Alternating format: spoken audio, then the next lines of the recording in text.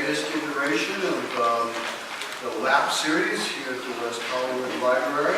My name is James Wilchin. I'm faculty at the California Institute of the Arts, and I'm going to be introducing our speaker tonight. First, let me thank John D'Amico for providing us with this great venue.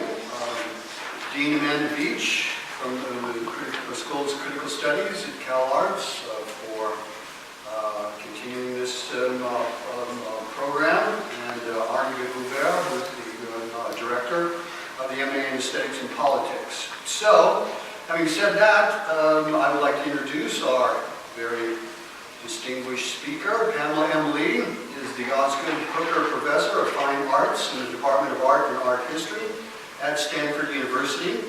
She is the author of 4 books, including most recently Forgetting the Art World and New Games, Postmodernism After Contemporary Art, which her current book project is Think Tank Aesthetics, Mid-Century Modernism, the Cold War, and the Rise of Visual Culture. Without any further ado, please welcome Pamela Lee.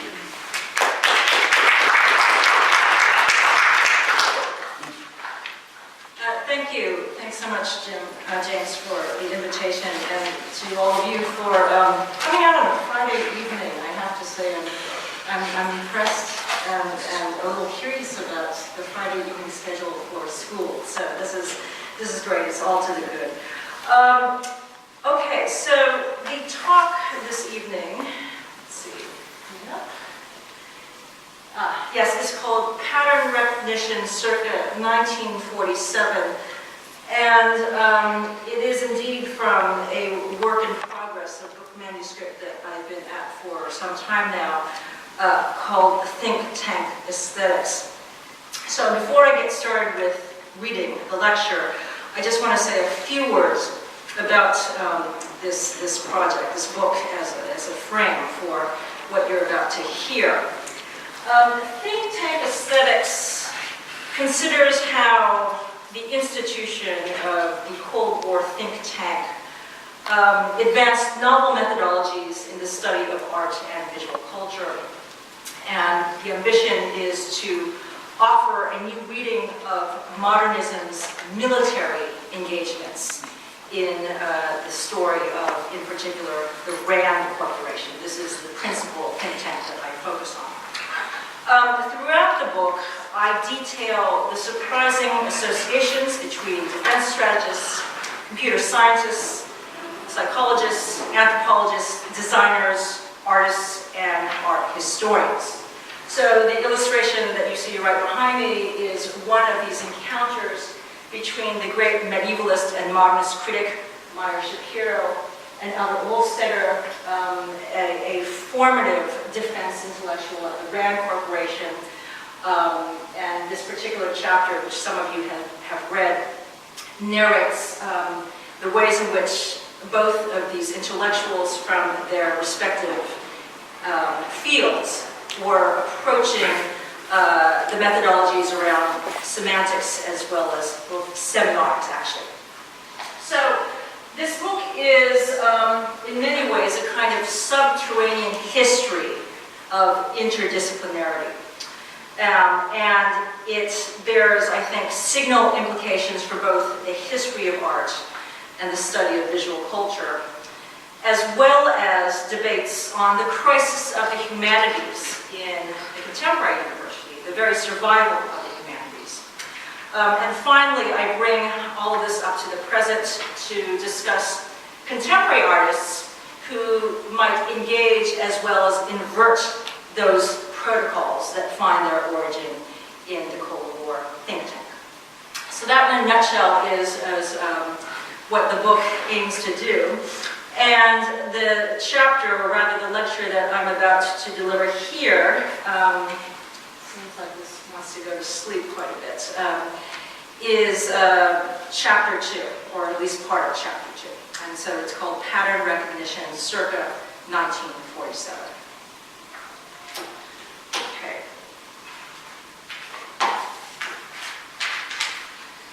Pattern Recognition Circa 47, Introduction, a Curious Assortment of individuals.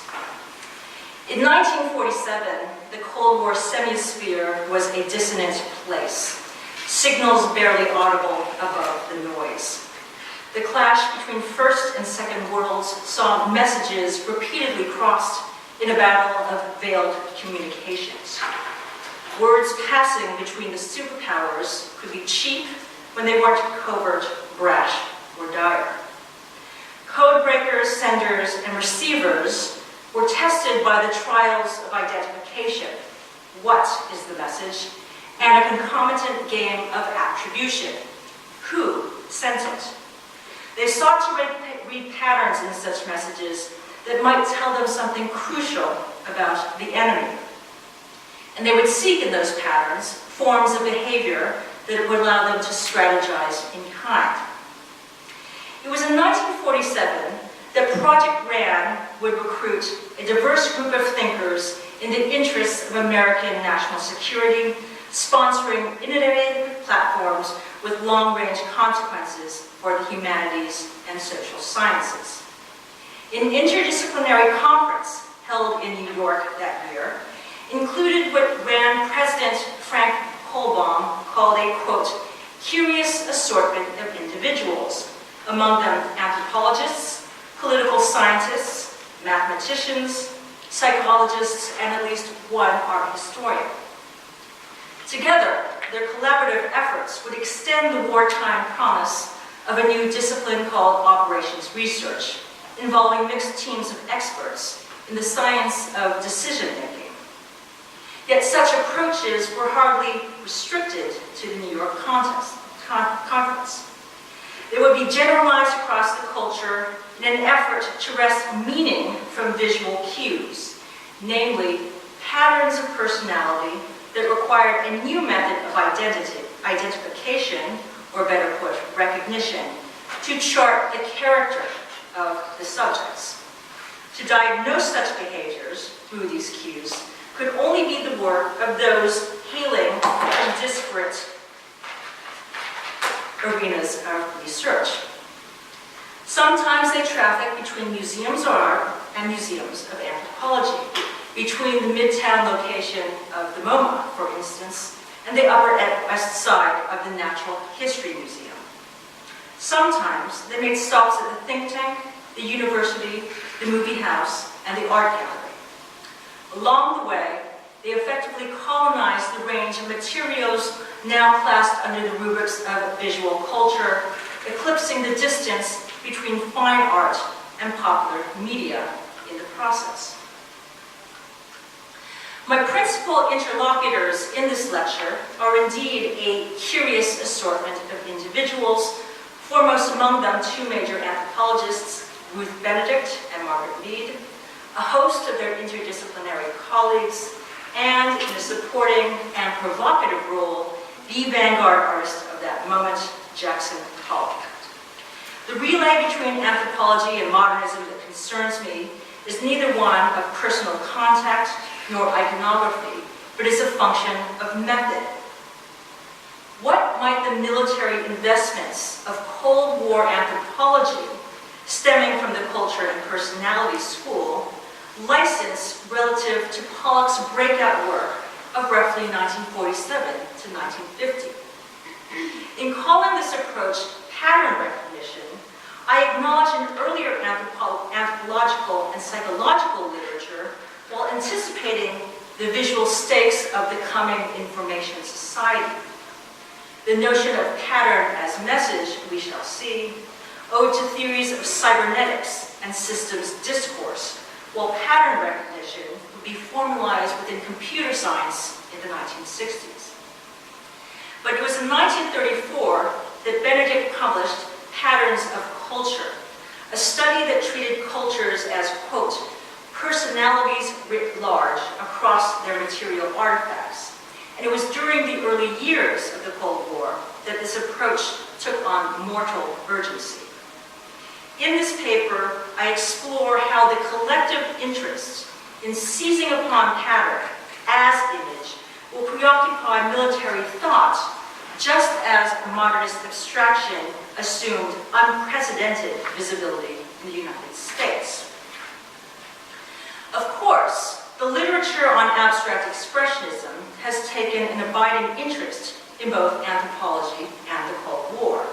From the primitivist sources of early New York School iconography to the Byzantine intrigues between the CIA, the Museum of Modern Art, and the rhetoric of aesthetic freedom accorded the new painting. But the history of art has tended to treat the two topics separately, islands in the stream of mid-century culture. My claim is that pattern recognition rendered the connection between art, anthropology, and the Cold War decisive.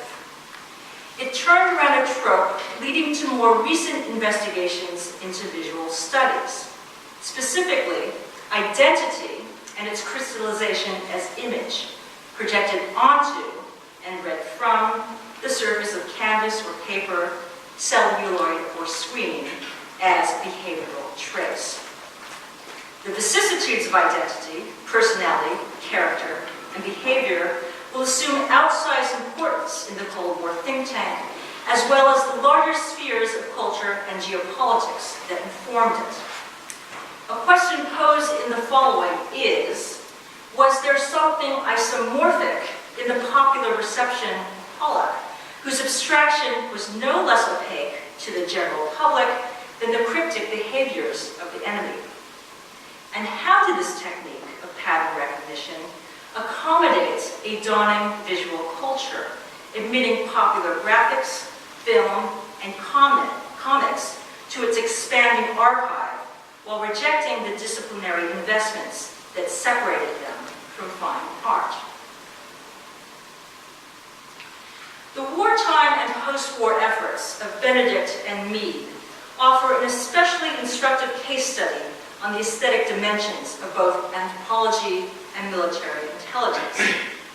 From 1947 to 1952, they secured sponsorship from the U.S. Navy for the project Research in Contemporary Cultures, leading to the publication The Study of Culture at a Distance.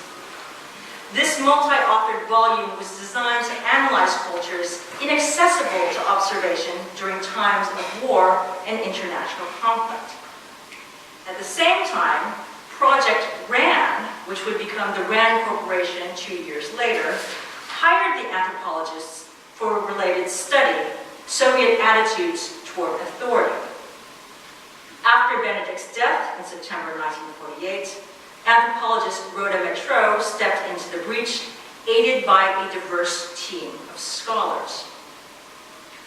Among some 60 participants, the group would include Gregory Bateson, the profoundly influential anthropologist and cybernetician who was Mead's husband at the time, Elizabeth Hellersberg, a psychologist researching the psychodynamics of the image, and the poet Nicolas Callas, late of André Breton's surrealist circle in Paris, art critic, and curator in the heated new gallery scene of Midtown Manhattan. This list makes plain a thoroughgoing interest in art and visual media, including unorthodox source material.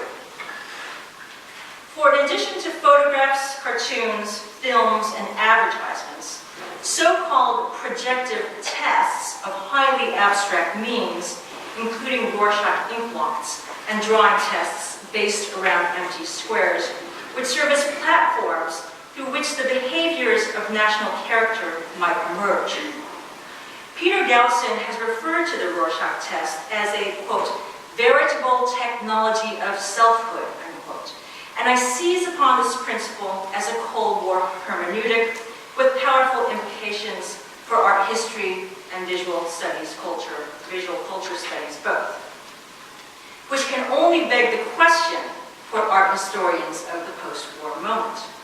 Could there be any more of a cliche than equating an ink blot and a Jackson Pollock? Nonetheless, the stubbornness of this cliche amounts to something historically apt and methodologically telling. Indeed, it recalls that genre of category error that Yves Lambois, in revisiting Panofsky, has identified as pseudomorphism in the study of modern art. The tendency to draw visual equivalences between radically different things, revealing both a trans-historical and perhaps transdisciplinary agenda in the process. This paper traces this tendency as a pattern that was once pronounced but is now submerged. What might the mania for pattern suggest about the habits of viewing art and visual culture at the time?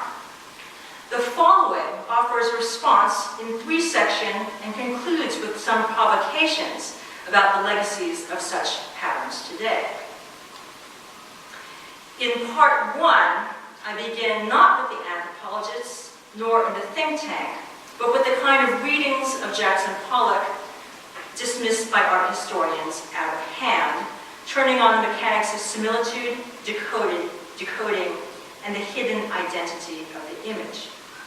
A question raised repeatedly within the literature of abstract expressionism, the relationship between abstraction and representation, will assume new significance relative to the operations of the think tank. In part 2, Patterns of an Identity Crisis, I addressed how the multivalent interests of pattern were directed to a crisis of identity within the culture at large, taken up by the think tank as a matter of course.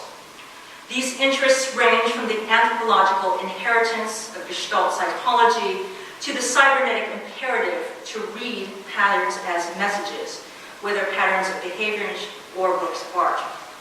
And here, I chart the approaches elaborated in the projects I just mentioned, the study of culture at a distance, and Soviet attitudes toward authority. Finally, in part 3, I discuss the ways in which projective tests were deployed by social scientists in ways that bear more than a passing resemblance to the popular reception of modern art. In speaking to the habits of seeing they encourage historically, I hint at the wider implications of pattern recognition in the present. Okay, so part 1, like Jackson Pollock. So what might it mean to say that Pollock is like a Rorschach test circa 1947, and to claim further that the simile is instructive on historical and methodological grounds? Or, just as critically, what if the terms were flipped to say a Rorschach test is like Jackson Pollock? In 1964, one critic could condemn this equivalence following nearly 2 decades of its popular usage. Quote, "We object to those who look at Pollock as an ink blot card and read their own insecurities into his life," unquote. But for our purposes, the grammar structuring such formulations, tying the abstract to the representational, will prove critical. All those quips about Pollock's painting being like this or like that, things decisively unlike his work, and all those comparative constructions founded on like and as, are, I argue, more than just convenient figures of speech or lazy dismissals of the artist's formal innovation. Little doubt that the banality of the evidence might seem to suggest otherwise. Quote, "Pollock's paintings resemble nothing so much as a tangled mop of hair I want to comb out," Emily Genauer would quip in 1949. Or perhaps his work was like, quote, "the contours of a Gettysburg battlefield map." Or maybe they were called the atom bomb, coils of barbed wire, half-baked macaroni, pigs, eels, shingle factories, aerial maps of populous cities, Indian sand paintings, spider webs, and brain tissue. To the point, the associations were legion, the references profligate. And they were effectively confirmed by the artist himself when he spoke to the warring impulses between abstraction and representation in his paintings. As he famously noted, in rejecting the term abstract expressionism, I'm very representational some of the time and a little all of the time. But when you're painting out of your unconscious, figures are bound to emerge. Taken together, what and how might all these random bits of journalistic noise mean? The notion that any meaning could be projected onto Pollock's lines and drips like a Rorschach test is clearly at odds with the Greenbergian orthodoxy. But if we know these readings too well, as the most vulgar genre of Pollock's reception, they acquire marked implications within the Cold War think tank. This, then, is to revisit Pollock's historiography as guided by the period efforts to draw neat equivalences between things on the basis of some imagined resemblance, pressing the abstract and occult into the service of Cold War signification. Let's start by revisiting T.J. Clark's formative analysis of Jackson Pollock's abstraction.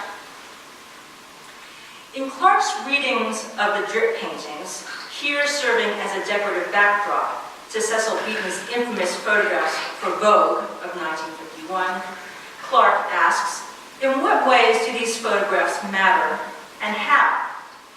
No doubt they matter as signatories of a radical ideological inversion. The painting's accessory status to fashion, to commerce, overturns whatever claims they might have made to resisting bourgeois hegemony. This is the crux of Clark's contemporary reading. And now, an analysis that I need to stress is not preoccupied by the Cold War as such.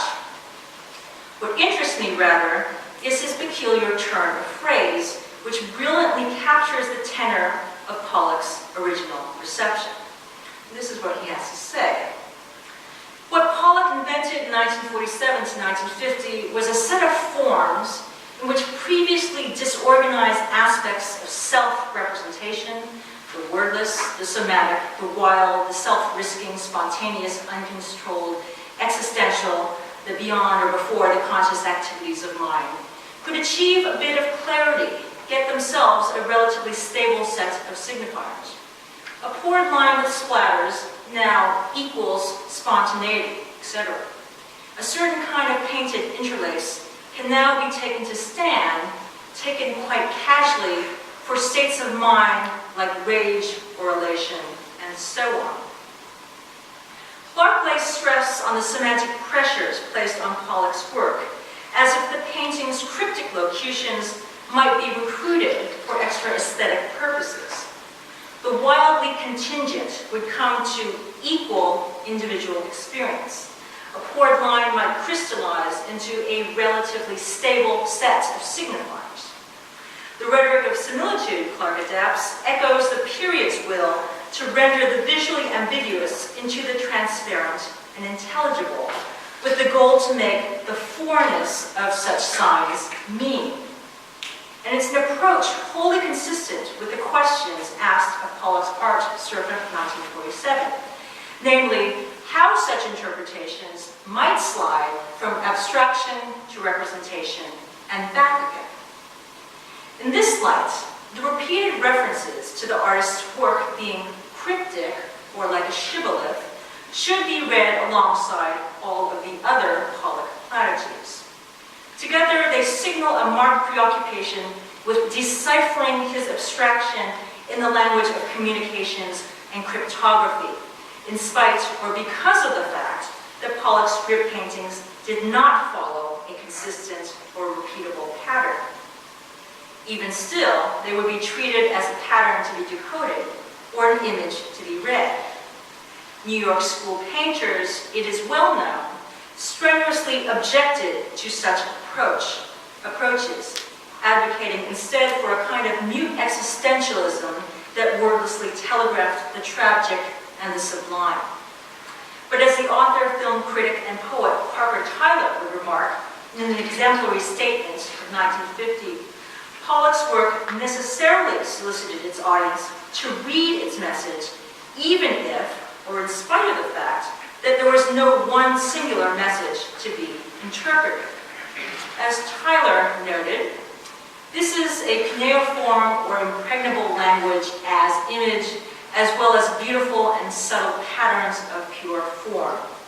On ancient stela, certain languages have come down to us whose messages experts have labored to interpret. The assumption is that every stroke is charged with definite, always penetrable meaning.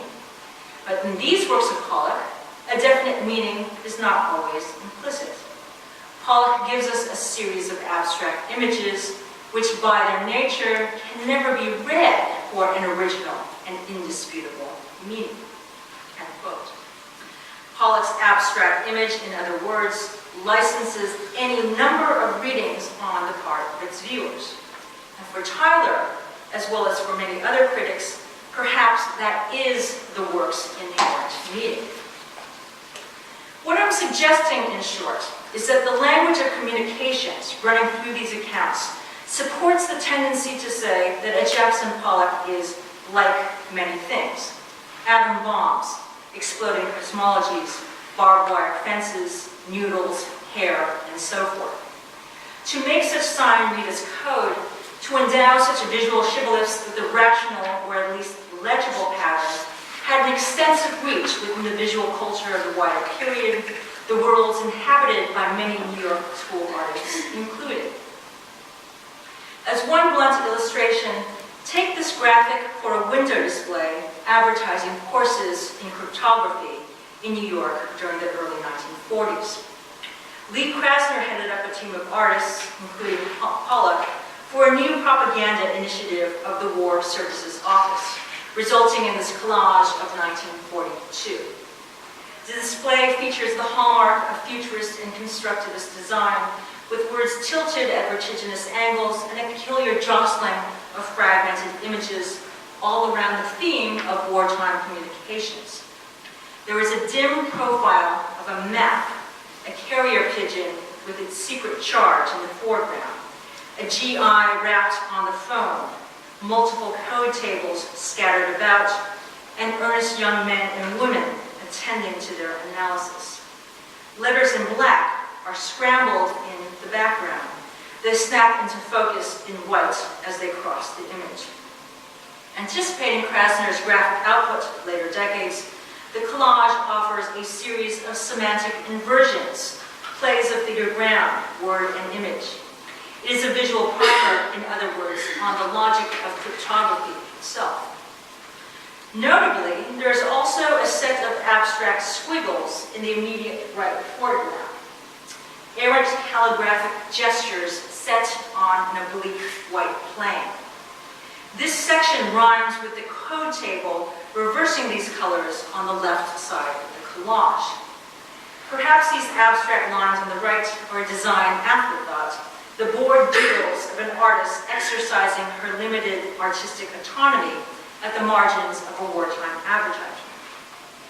Either way, they function as a peculiar complement to the mysterious grid of letters they mirror on the other side of the work. Ostensibly, the viewer is pulled into the scene of this decipherment through the obscure markers framing it, and then, as if entering the central sphere of activity, acquires the tool to unlock whatever secreted meaning these abstract gestures may hold. I'm aware that for some, this reading may well seem my own projection, and that is also to the point. For the tendentiousness of this interpretation is historically appropriate in the spirit of a willful misrecognition characterizing many such mid-century efforts. There are other instances in which developments in mid-century abstraction dovetail with the logic of ciphers and encryption. Cy Twombly's stint as an army cryptographer is one such tantalizing example. But we don't need to reference such innocent episodes, nor treat this as a kind of crypto-iconography to stake a larger claim about the period's reception of the abstract image, now forced to carry the semantic burden of whatever meaning is provisionally assigned to it, and conscripted to act like a Jackson Pollock drip painting, like something else. The choice of the word conscription here, with its decisive military valences, is also purposeful. To force this image to perform as I do is in line with the brute requirements of Cold War interpretation. For social scientists working in the orbit of RAND, those processes flagged the urgency of pattern recognition as its own mid-century methodology. Okay, part 2, patterns of an identity crisis. Drawing a line between the notion of pattern and identity raises a question of tone and tense for art historians of the post-war period. When questions of identity come up within contemporary art circles, they are typically directed to the representational imperatives of the civil rights era, the multicultural agendas of a more recent vintage, or current topics on gender, sexuality, intersectionality. As it is understood here, identity, circa 1947, was an issue with far less affirmative connotations. Identity was a matter of national security, of crisis. How to pattern such identities would prove essential to geopolitics, demanding new approaches drawn from across the disciplines. Consider one of the canonical documents of the era as emblematic of this shift. In July 1946, George Kennan, the future Secretary of State, dispatched his famous long telegram from the Soviet Union outlining the then inchoate doctrine of containment to a closed circle of American intelligence officers.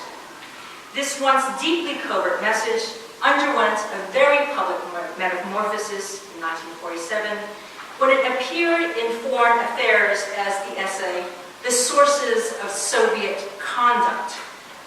The title broadcasts the influence of the behavioral sciences on military strategizing and the rhetoric of patterning by extension.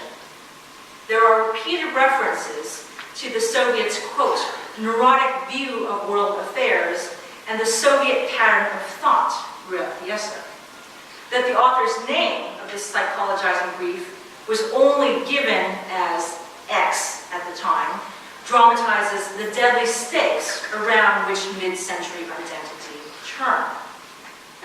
The sources of Soviet conduct would most certainly find an attentive audience, not just among members of Project RAM.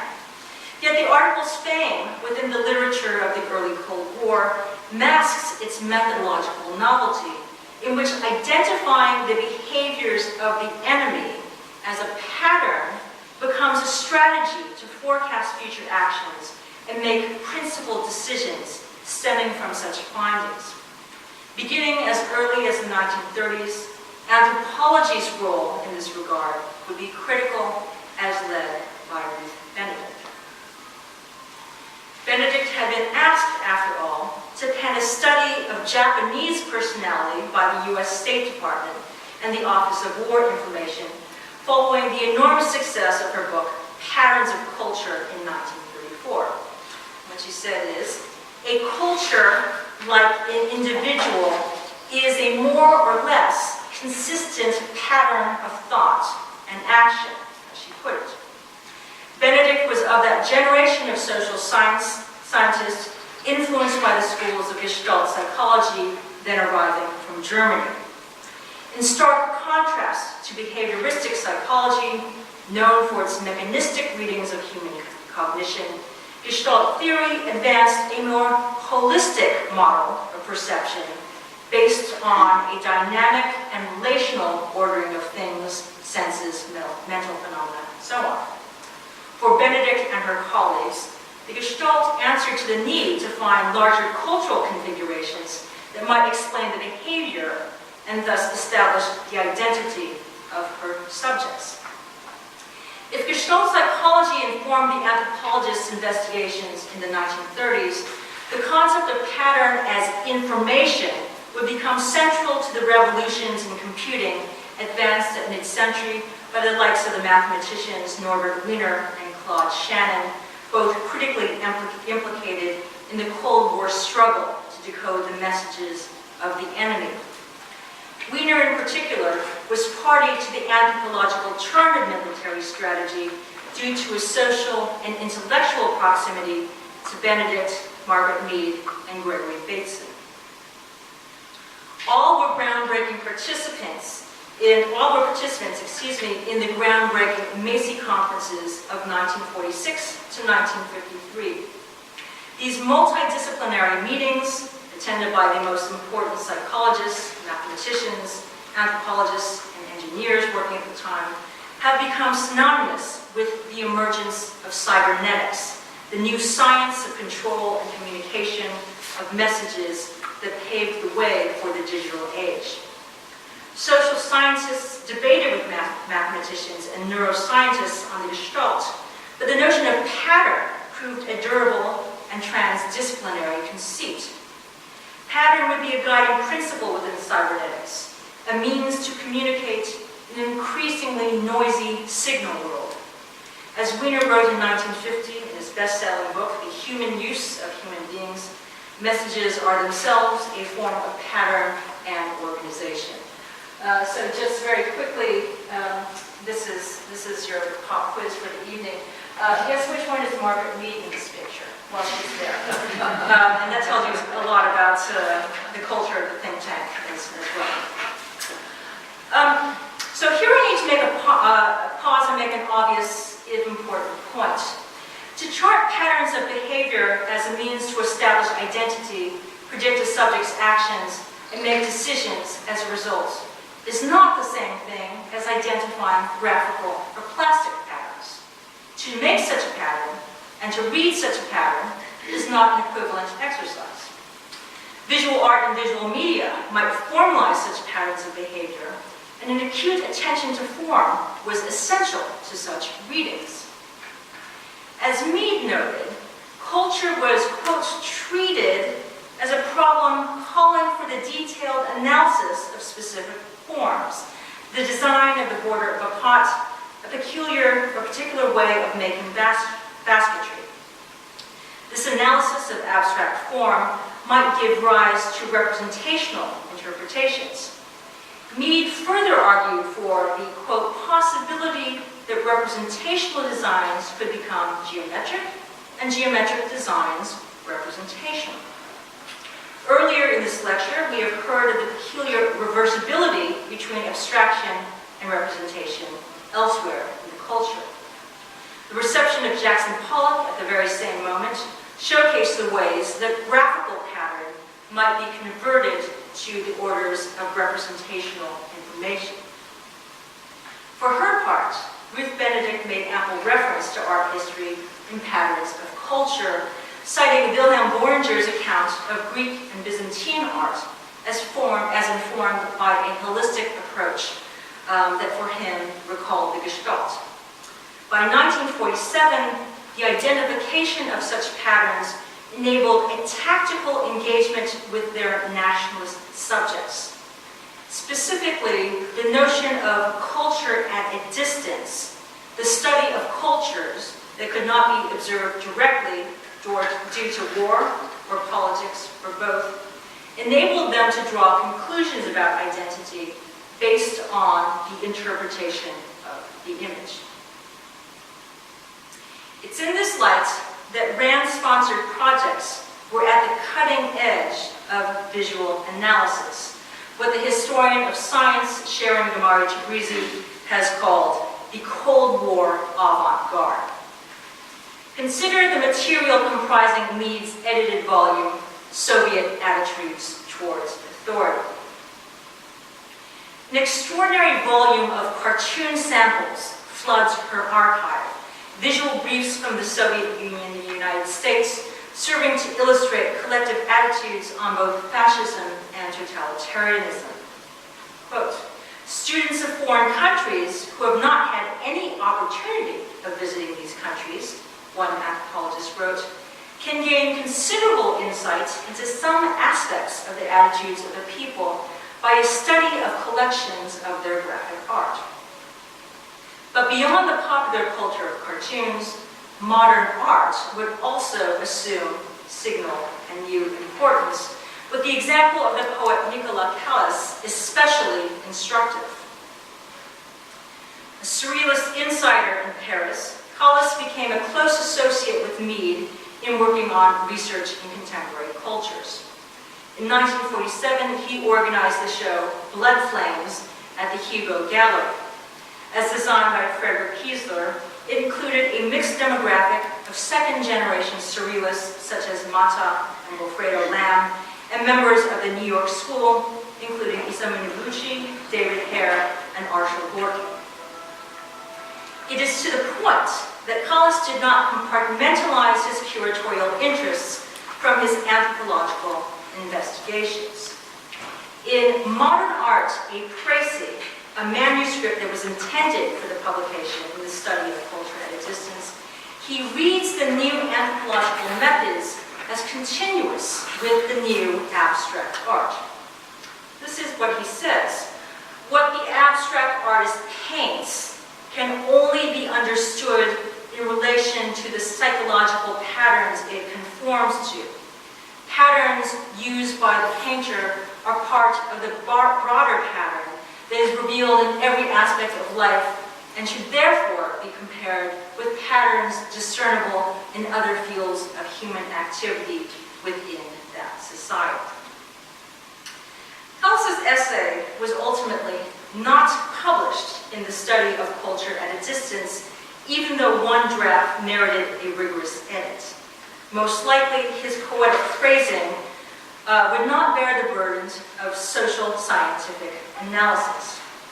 For this reason, part 7 of the book, on the use of projective tests, is especially instructive in its meshing of humanistic interests with social scientific methods, including the Rorschach inkblot and a novel new drawing completion text. We'll call them an inkblot and an empty square. These instruments, these technologies were used to discern the behaviors of national character through visual pattern. They found a strikingly widespread reception and bear even more surprising implications for mid-century abstraction. Part 3, the inkblot and the empty square. The extraordinary vogue for projective tests at mid-century, tests using ambiguous visual media to assess the personality of their subjects, has a lengthy backstory I can only acknowledge in passing. Historians have drawn a longer kinship between the stains of a Leonardo da Vinci, a crack in the floor, or spit hopped on the wall, and the Rorschach blot as visual tools through which the psychodynamics of the subject might be expressed. For his part, Hermann Rorschach developed what he called a form interpretation test using 10 cards. His magnum opus on the topic, psychodiagnostics, was mostly neglected by the German language psychoanalytic community when it was published posthumously in 1921. But this did not stop the mania for projective tests in the United States at mid-century when an English translation appeared in 1942. For their critics, projective tests seem to have granted extravagant interpretive license to the examiners that failed to make the social sciences scientific. Yet among the most progressive social scientists embraced such tests as projective methods, claiming that the visual phenomena could be subjected to formalization, the key to addressing important needs post-war. Their use was justified in terms of a military crisis, namely the relatively small population of therapists who might address the post-war epidemic of psychoaffective trauma. Projective tests administered by social workers, in addition to psychiatrists, might provide a short-term solution to the situation. Art historians may find it difficult to take seriously what Benedict, Mead, and their colleagues considered groundbreaking visual media back then, media as radical as any form of avant-garde painting. For good reason, we have been warned off the pseudomorphic tendencies of comparing an inkblot to a Jackson Pollock, two resolutely unlike things. And yet, in treating the Cold War's relevance for contemporary culture, we need to be attentive to the historiographic interests of an approach that might well seem a category error. To ignore what was deeply historical about these approaches is to miss an opportunity to reflect on our current habits of seeing and the ways that patterns today might mobilize differing responses of their subjects. To be sure, the aesthetic dimensions of such methods found welcome audience among Cold Warriors as well as their most vocal critics. As a period method, projective tests placed a formative stake in visual media as information. Such techniques were so pervasive, in fact, that they could be described by one occasional subscriber living in the United States at that time, Theodore Adorno, as, quote, ambiguous and emotionally toned stimulus material designed to allow a maximum of variation and response from one subject to another, end quote. In seeking to identify the behaviors of the authoritarian personality circa 1947, Adorno and his UC Berkeley colleagues, researching studies in prejudice, will themselves negotiate the closing distance between the social sciences and visual culture, even as Adorno inveighed against the increasingly beleaguered fortunes of aesthetic autonomy. As it was, this most mordant of social critics was not immune to the rhetoric of Patterns himself, publishing essays in the early 1950s about fascist patterns of personality. A few years later, in the study of culture at a distance, Mead and her colleagues deployed such tests in the analysis of Chinese immigrants in New York. They included the Rorschach ink blot and another exam called the Horn-Hellersburg drawing completion test. Mead's introductory statement on the topic flagged the potential limitations of such approaches, but also admitted that they could be extremely congenial research tools that might present, quote, a highly formalized and relatively exact way of coding materials to be communicated to other projective test workers. Oh. All right.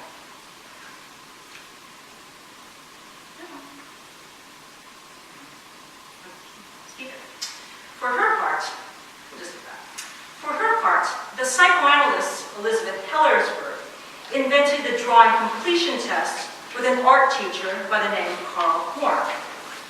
Obtaining copyright in 1945, it consists of 3 pages of 4 empty squares, with each containing a number of lines taken from internationally well-known paintings. The squares would later evolve to become rectangles. The subject was instructed to make a picture out of every cell using the given lines. She was then invited to write a caption or title underneath the image and to orient the page in any direction. On the last page, she was encouraged to draw unrestrictedly outside the line, so to speak. The subject would then be interviewed by the analyst or anthropologist, and her interpretation of the test and the resulting drawings would be studiously recorded. Mead's use of the drawing completion test reveals the anthropologist's own aesthetic attitudes towards modernist abstraction. In 1953-1954, she was conducting fieldwork in Papua New Guinea, 2 decades after her first visit. She had a series of projective tests at her disposal, and she used them with her colleague Theodora Abel. The page entitled Continuation at once recalls a Gestalt exercise, in figure ground reversals and a Wan approximation of Cubist still life. A grid of rectangles is repeatedly traversed and confused. Sorry, I'm on the wrong one. This is continuation. A grid of rectangles is repeatedly traversed and confused by a veritable catalog of abstract gestures. Short hatch marks, curlicues and loops, small notch crosses. Some of the figures bear faintly organic associations, while others are more geometric. Perhaps we read a profile here or there. Meanwhile, another cell will play dark against light. Grounding the overall composition, such as it is the suggestion of a dark quadrant in the background tipped on its side, endowing the image with a dynamic because off-kilter and unfinished sensibility. Other pages likewise confirm an aesthetic intelligence. Of the work in the upper left corner entitled Leaves Breaking into Confusion, we see biomorphic and geometric forms converge in a spatially ambiguous and all-over field. The statement accompanying the image reads, "I'm thinking of every line as an important meaning, so that if I have a line going this way, and it seems to overbalance or destroy the balance of the picture, then I'll either have a counteracting one or one behind it." Here, the subject plays the part of garden variety formalist with a rudimentary grasp of compositional strategies.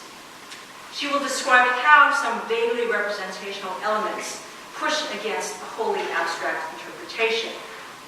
The introduction of a leafy motif, for instance, pulls the analysis in a suggestive direction. As the statement further reads, "Yes, they are leaves. A little bit of realism is more or less a cue, but the rest is the physical property of the leaf rather than the appearance of the leaf." Both ends of pattern recognition are accounted for here in an ambiguous visual drawing suspending the representational and abstract. A drawing in the upper right-hand corner, a foolish moon, is even more explicit in its modernist references. It's a relatively spare exercise in which the ground of the image supports both surrealistic motifs and geometric figures. The subject reports that the work was, quote, "a little ridicule of Miraut's figures," unquote. While taking a swing at one of modernism's key players, she will go on to ventriloquize the language of abstract expressionism. Like Jackson Pollock, who could not help but let representation emerge from the web of his abstractions, the subject of this test describes a near identical process. Quote, "I try to work purely on a subconscious level and just let my hands direct me," she states. "I didn't want to think too much of it." Which is to say, such abstract forms, better yet patterns, reveal the workings of her interior life without editing, rationalizing, or censorship. Abstraction is cryptic, murky, and occult. During the early years of the Cold War, its projected meanings could not help but assume a military aspect. Scholars commissioned by Rand would marshal their diverse expertise in reading analogous patterns, bridging the divide between art and visual culture, between the humanities, social sciences, and hard sciences. This unprecedented interdisciplinary exercise anticipates the laboratory culture of so many universities today, in which art, or visual culture broadly speaking, serves as a kind of quantifiable resource material for any number of inquiries from across the academy. But such tendencies will migrate to even larger spheres of influence. In 2017, nearly 70 years after the fact, pattern recognition finds its digital legacy in the culture and indeed economics of the algorithm. A computer might now read our patterns of behavior online or ubiquitously. It might then generate its own patterns in terms, a means to predict our future ways of communicating, seeking information, and our habits of consumption. In 1947, the military entanglements were enough. For an exhibition staged at the Museum of Modern Art a few years earlier, Gregory Bateson wrote what would amount to a prophetic statement for the year that concerns us. Quote, "There is one common ground between the scientific world of the anthropologist and the world of art. The idea that in some sense, the artist expresses himself. In times of war, this idea may become as grim as a mathematical equation in ballistics." End quote. As Rand collaborations were made plain, mixed teams of experts are required to decipher art's ambiguous signs. As grim as a mathematical equation in ballistics, social scientists would attempt to extract such identities from the visual field as so many shadowy and abstract patterns. Thank you. That's it.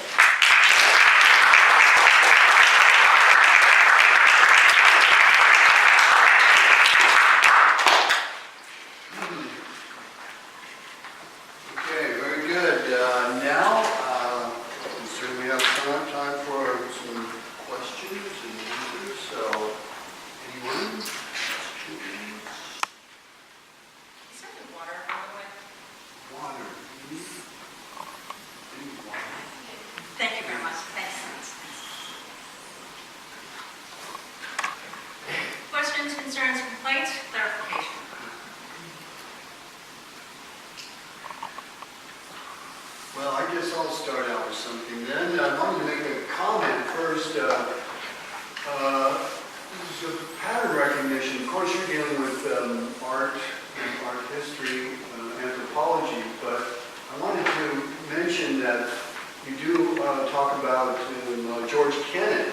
And as you know, John Gaddis has a biography or certainly an interview with him where he argues that Kennan in large part came up with that famous telegram which becomes the architecture for containment for literally the United States' policy towards the Soviet Union by reading Russian literature, especially in the 19th century.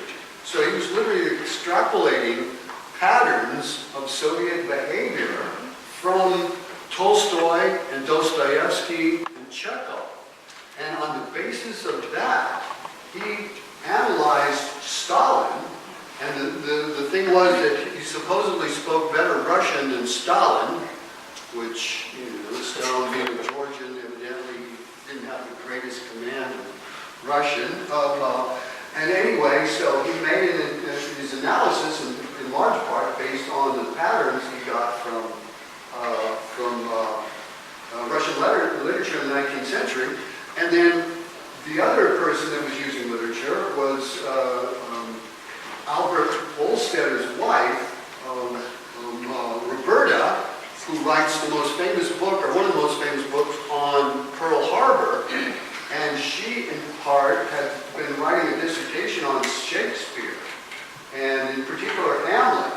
So while she never finished it, the argument in this new book called The Cold War, or Cold World in May, was that she used the patterns basically in Shakespeare to analyze the Japanese actions in the United States in response in terms of information.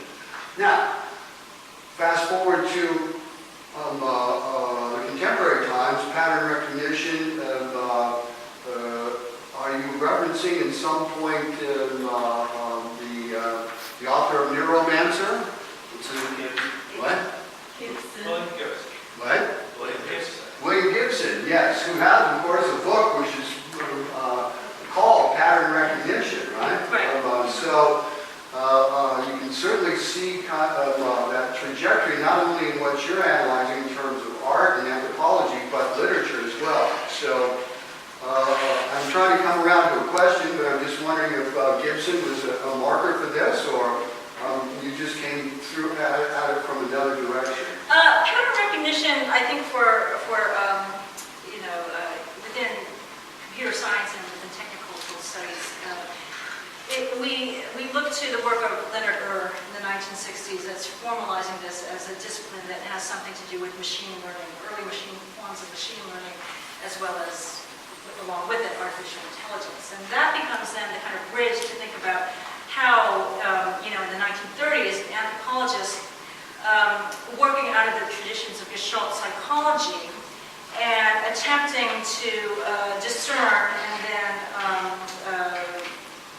produce some kind of larger cultural analysis from graphic patterns as well as patterns of, whatever kind of collective and social behavior, how this then sort of dovetails mid-century with the project around cybernetics, which, as many of you know, and which I was attempting to narrate in this paper, then enable down the line developments of pattern recognition as a subcategory of certain kinds of machine learning, machine thinking. So that's where I was trying to meet both halfway.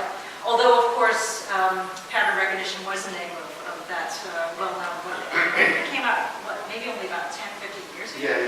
Yeah, and I've never read it, actually. I think I have it on my shelf. Right, exactly, yeah.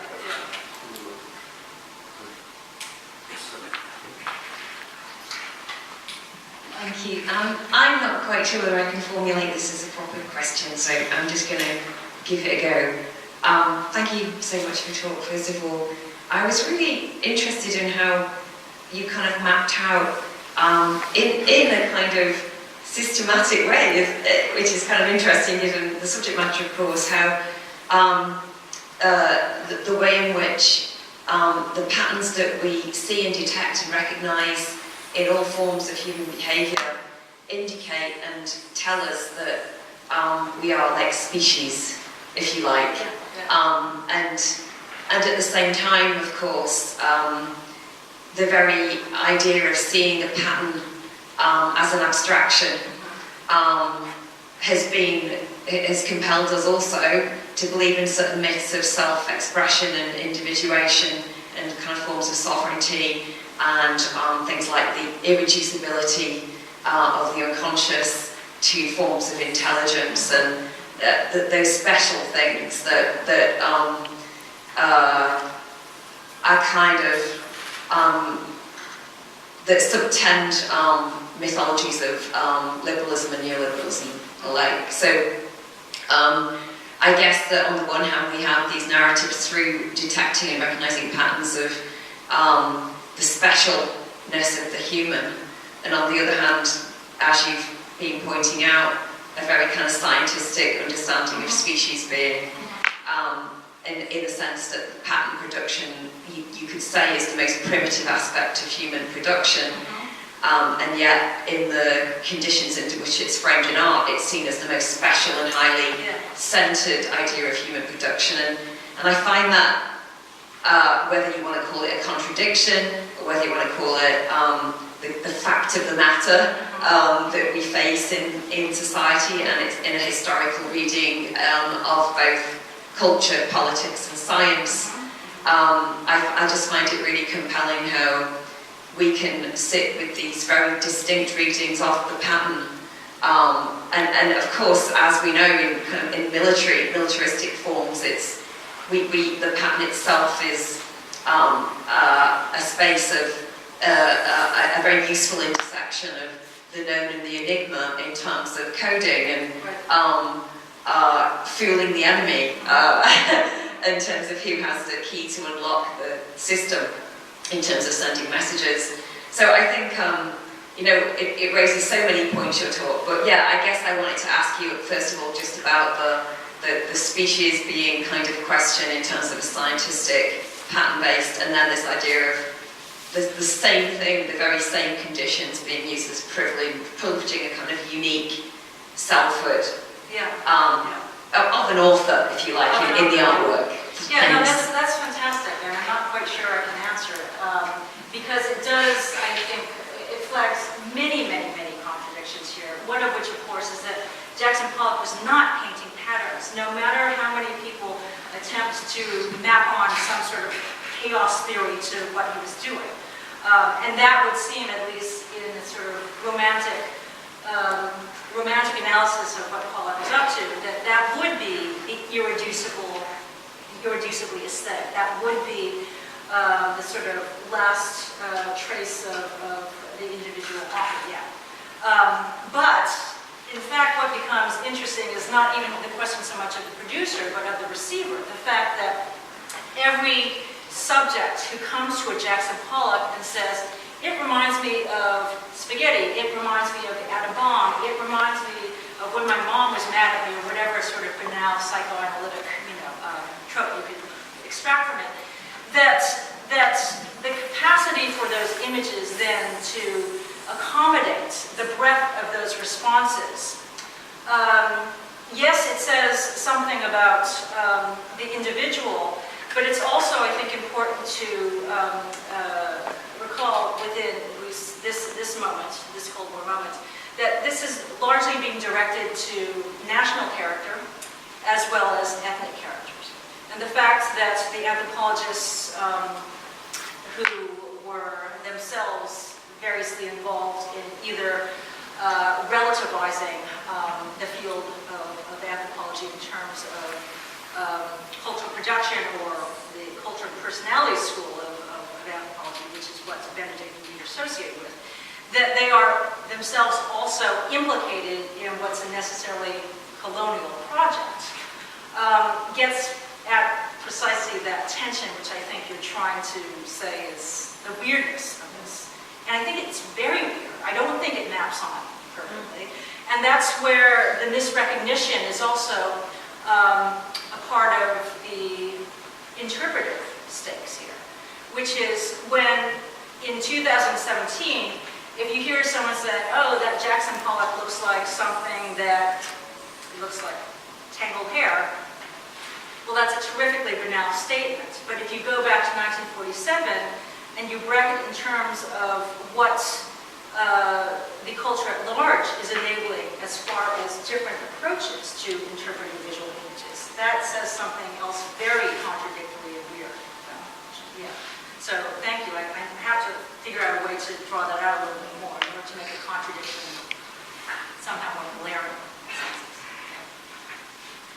Hi. Hi. I have a feeling that out of your various books, there is a kind of narrative emerging or changing, or you're changing your mind. I can't quite be certain, and I'm sure you will be able to answer this better. But for example, in the Martha Clark book, you talk about entropy as one of the models, from the 70s, and how that becomes a kind of master system that's psychologically absorbed and used in the arts and other fields, and then and forgetting the art world. You talk about, it seems to me, a kind of temporality coming out of globalization that's changing the relationship between art production and power, and how it speaks to power, something like that. I'm not trying to generalize. And that now return to issues of patterns and so on. There's a narrative evolving between all of these books together. I know that you know what it is. I'm curious to find out more about it. If I could. Yeah, no, the not very funny joke that I like to tell some of my PhD advisees is that it's the worst kept secret of academia is that we only write one book. Yeah, I know. It's like a quilt, isn't it? Yeah, and in seminar today, we were discussing, well, for me at least, that my habit as a historian, but also as a critic, is to kind of move back and forth between the relative past and the present. Always this kind of a recursive relationship. We talked a lot about recursion as a temporal model for thinking how our interests, for what we think we see in the present is necessarily conditioned by the past and vice versa, right? This is kind of historiography 101. The narrative, and I'm not going to call it a meta-narrative, but the line through does have to do with space-time and system, and it does have to do with the ratio, the ways in which space-time and system, how that shifts in these precise little historical moments. So that this is one very particular case study that wants to think about the wider orbit, the wider reception of abstraction in this, what I'm thinking of as this critical year of 1947. And it does come back to that question of systems. What is it that systems discourse or cybernetics, what does that enable in terms of how we can interpret these objects? How? So these interpretive questions are always very important to me because I think art history,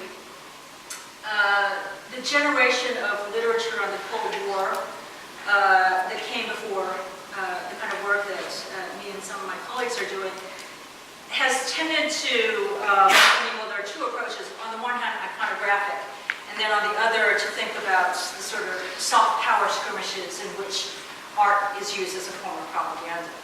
And I have a kind of formalist stake in all of this. And that goes back to the question of entropy and Madman Clark.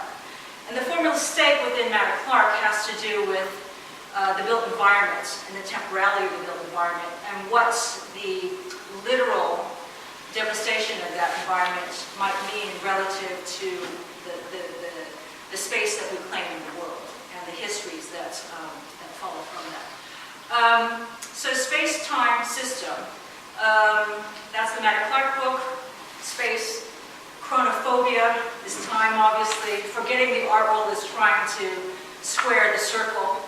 And then this brings us back to, I think I can say about the literature of the Cold War that's emerging in the last 10, 15 years or so from the art historical perspective, is that so much of what I'm trying to do and so much of what my colleagues are trying to do has only become legible because of the world of digital culture that we live in now. We could not see that until we are, right smack in the middle of it. So that's the narrative. In a sense, part of it is it's a single book as a memoir that takes 30 years to write. Yeah, I hate to think of it as a memoir because... As time keeps evolving. Yeah, okay. By the way, it's a little joke about squaring around. In the Baroque period, they called it quadratura. Maybe you know, but the quadratura became the software for designing certain kinds of architecture, and then eventually became the model for calculus. But it was also a special sort of magical system. If you could square the round, and vice versa, you could be hired. That sort of thing. Thank you. Thanks a lot. Rob?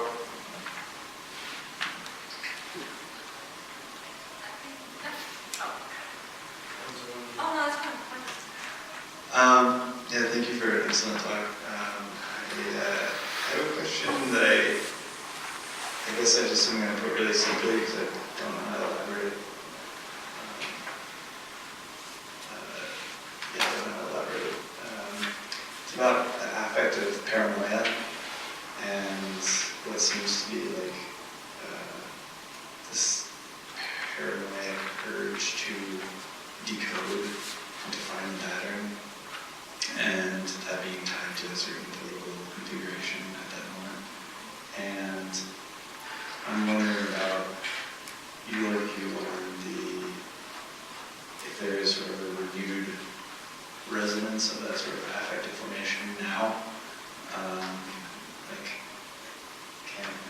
Would it make sense to try to sort of draw some lessons in terms of... Yeah, are you familiar with the paranoid style of American politics? This book, I think that's what it's called. No. This was written by, is it Hofstadter? Hofstadter. Yeah. And this is a post-Nixonian book, if I'm correct. Yes?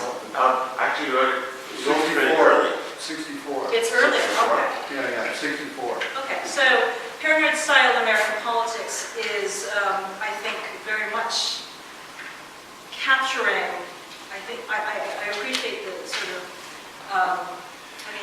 the way that you characterize this in terms of kind of affective politics in a way, because, yes, it's absolutely true that what's happening in places like the Rand Corporation is this collective effort to formalize one's skepticism or concern or paranoia about the enemy. In other words, to be able to map onto the enemy potential patterns of decision-making and behavior and so on and so forth. And so it's because these novel methodologies and things like game theory and some of the things that I'm getting at here are being concocted in places like think tanks and universities, that you can sort of fall back on the rhetoric of reason and science, when in fact it's absolutely crazy.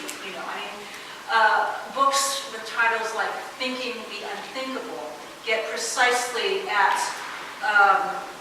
this tension between what is rational, logical, scientifically quantifiable within the culture versus the unimaginable, the irrational, the figure, a kind of sublime figure that cannot be captured by these patterns, so to speak. Now, your question goes to, can we see that in the present? Yes? Yeah. Okay. I think I have read the reference to the paranoid style of American politics more in the last year than I have in probably the last, 15 15 or 20 years. And we were talking at dinner tonight, as well as at seminar, about our so-called president, and how during the years of, during the Nixon White House, it was actually considered, there was a so-called strategy, a behavioral strategy called the Madman Strategy, that was theorized by one of these think tankers, a guy by the name of Thomas Schelling, which more or less suggested that if you behave in a certain kind of crazy way, in the way that maybe Nixon or somebody else was doing, maybe that would then impact the behavior of the enemy in turn, and you could effectively gain that relationship or encounter. I don't think our president is smart enough to do that, but it certainly does not diminish in any way. It's not evacuate in any way. What is necessarily not just paranoid, but obviously paranoid / narcissistic about the way that, I don't even want to get into this, but the short answer to your question is yes. Yeah, you could definitely bring that up to the president in some way, yeah. And maybe you have some more to say about that, that book in particular, but it's, James, do you want to add anything about that book?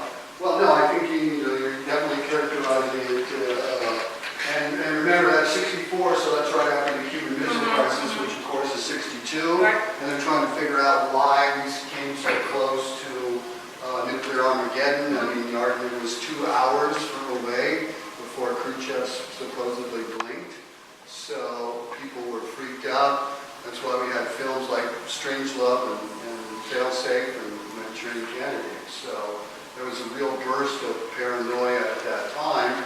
Although you could argue that it goes back. I mean, the trauma of Pearl Harbor and then the Second World War, I think, lingered, and they just completely amped up Rand in particular. Right. I mean, they're poised in the Pacific, facing that way, and just, they can't ever let go of that trauma. Right. So they rework and talk about a recursive loop. Right. So there's definitely that. And then I think Hofstadter's book in 64 just, is another particular historical moment. So, absolutely.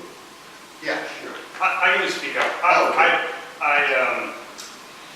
It's slightly embarrassing to say this, but I kind of want to say it. So that Jackson Pollock image with the woman in the dress in front of it, I was certain you were going to talk about the pattern needed to make a dress. And the sort of lack of pattern in that thing, and so maybe that's a little sort of low-hanging fruit in terms of gathering word, but there is something about, for me, about that sort of you just can't sort of drip a dress. You have to make a pattern, and it has to come from a sort of very thoughtful set of straight lines that are sewn together. And I thought in some way maybe there was maybe another reading of that set of images. Yeah, no, there are a lot of ways you can go with that, and that's those pictures. They're extraordinary pictures. Those are all Christian Dior new look. So this is the height of a new kind of fashion. So you would want the most advanced fashion to be represented with the most advanced painting. I can say that I was dipping in and out of. There's this Willem Klooster essay on modernity, which is really about fashion. And is anyone familiar with this essay? It's fantastic. So he talks about how the words modernism, modernity, mode, as in fashion, that they all come from the same root in measurement. And he just kind of flies by it. It's really fantastic. I don't know if I can recreate the argument. But there is something, I think, precisely about what the new look represented then relative to the Pollock work, which was at the same time being called apocalyptic wallpaper. Yeah? So that was one of the ways that critics both celebrated and vilified it. And very clearly, there is a gendering that's going on in that kind of interpretation. Now, T.J. Clark's reading is all about the sort of banalization of high culture because it appears in pages of Vogue magazine. And my reading is just about how these objects are described, the kind of grammatical constructions, really, that allow you as a viewer to say, maybe it is like a pattern of dress or wallpaper or so on and so forth. But I'm sure, yeah, there are definitely readings that get to that. So it's not, I think you said it was silly or something, your question? Well, I don't, yeah, it was a little embarrassing because No, it's not embarrassing. there's some very thoughtful sort of reading, listening and I was just sort of thinking like, well, you can't sort of drip a dress out of a paint can. Yeah, you It's can't. like this paint, you have to like come up with a pattern and it has to be all these shapes that, are sewn straight to make a bunch of shapes that Well, it gets back into, it certainly, this gets into the very long history of the ways that decoration, pattern and decoration is itself gendered, feminine, and therefore somehow of less value, clearly. And this is why then, if a Pollock appears in the pages of Vogue magazine, you could well say that it's a kind of trifle. It doesn't bear maybe the same, I don't know, the same sense of importance or whatever it is as it's being represented within the art magazines at the time. So you can go with it in many different directions.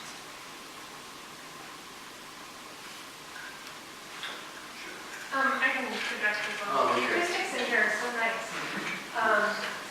I just had a quick question about your historiography or theorizing of cybernetics. It's something that I've very recently started to read more about, and I come from a background in anthropology and linguistics, and so I found myself often very irritated by how often the authors or histories or theories have so easily taken up the very terms that cybernetics used to kind of craft this understanding of communication. Because with any kind of familiarity with like structuralism or post-structuralism or just any theory of social means of semiosis and communication, like it just seems very questionable to take up so easily terms like transfer, transmission, noise, even medium, and carry it into the structure of somebody's history or analysis. And so I was wondering if you have any insight into how we can talk about cybernetics in a way that is, I think, more critical. Critical of cybernetics or critical of can you say a little more? I guess mean, I would say self-reflexive critical about the use of cybernetics. language or, Say what? I'm sorry, go ahead. No, I just mean that I think it would be very difficult for us to so easily understand what they mean by noise, or like how noise is actually functioning. Like I feel like I've seen many histories and authors take it at face value. Yeah. Like, oh, okay, great. Let's talk about how this influenced whatever this structure. So your irritation has to do with the generalization of these terms. Yes. Is that it? Yeah, sure. I think that firstly that points to, for me as a historian, that very, and we were going on about this at the seminar today, but the kind of bugbear of interdisciplinarity that is at once licensed by cybernetics, but also happens to cannibalize it. Yeah. So if you study enough about, say, the Macy conferences, or the conferences at the University of Illinois, or so on and so forth, you'll know very well that many of the individuals involved were talking like this, that they didn't understand each other, but that they were generalizing these languages and some of the rhetoric, and sometimes deploying it to ways that might well not conform to, for instance, so Claude Shannon is doing something in this corner, Norbert Wiener is doing something in this corner, Ross Ashby is doing something in this corner, and the way those terms then get marked marshaled by people outside of these immediate fields of interest, they're not going to swear. But they don't swear as well within the generalized discourse of either systems theory, cybernetics, or information theory. None of these things line up precisely. And part of what I'm hoping to demonstrate in this paper is there is a kind of conflation of these languages. So that when Margaret Mead and Ruth Benedict, who are absolutely within this circle, when they are taking Gestalt psychology and trying to, I wouldn't say shoehorn by any means, because so much of cybernetics is kind of evolving from this notion of a certain reception of the Gestalt, that some of that is not going to be heard by their colleagues in mathematics or logic or so on.